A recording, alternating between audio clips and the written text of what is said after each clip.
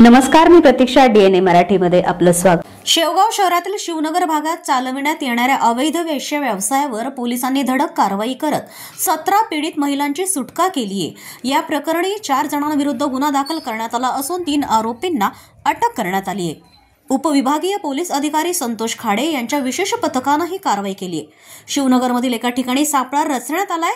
बनावट ग्राहकाच्या मदतीनं झालेल्या कारवाईत गणेश लक्ष्मण शिंदे या व्यक्तीस रंगेहात पकडण्यात आलाय. चौकशीत त्याने शबाना सय्यद पठाण हिच्यासह वेश्या व्यवसाय चालवत असल्याचं उघड झालंय.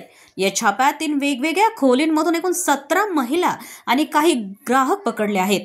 या कारवाईत गणेश शिंदे, गणेश पाचे, राहुल गर्ज यांना अटक केली असून मुख्य आरोपी शबाना सय्यद पठाण ही पळून जाण्यात यशस्वी झाली आहे. तिचा शोध सुरू आहे.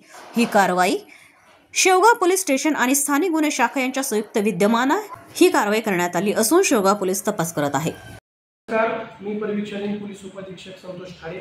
आज अहिल्यानगर जिल्ह्यातील शेवगाव पोलीस स्टेशन हद्दीअंतर्गत असणाऱ्या नेहरूनगर या ठिकाणी माननीय पोलीस अधीक्षक सर यांच्या विशेष पथकाने कारवाई केली असता तेथे आपल्याला वेश्या व्यवसाय चालतो अशी गुप्त बातमीदारामार्फत माहिती समजली असता आम्ही तेथे महिला स्टाफसह आणि पंचासह उपस्थित राहून डमी ग्राहकाद्वारे माहितीची खातरजमी केली असता आमची खात्री झाली की या ठिकाणी बेकायदेशीरपणे वेश्या व्यवसाय चालतो.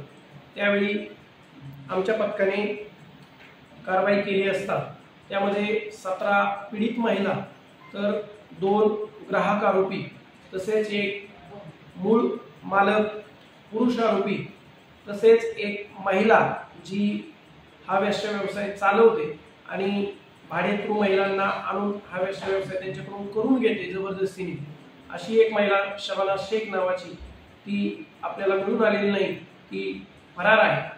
तर अशा प्रकारे 17 पीडित महिला तसेच 3 आरोपी आपण ताब्यात घेतलेले आहेत आणि पुढे पिटा कायद्याअंतर्गत कारवाई करणे चालू आहे.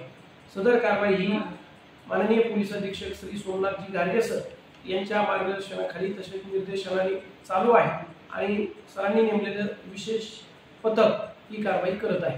यापुढेही जिल्ह्यामध्ये चालणाऱ्या बेकायदेशीरपणे वेश्या व्यवसायावर अशीच कारवाई केली जाईल. प्रतिनिधी मुंतजर शेख, DNA मराठी, अहिल्यानगर.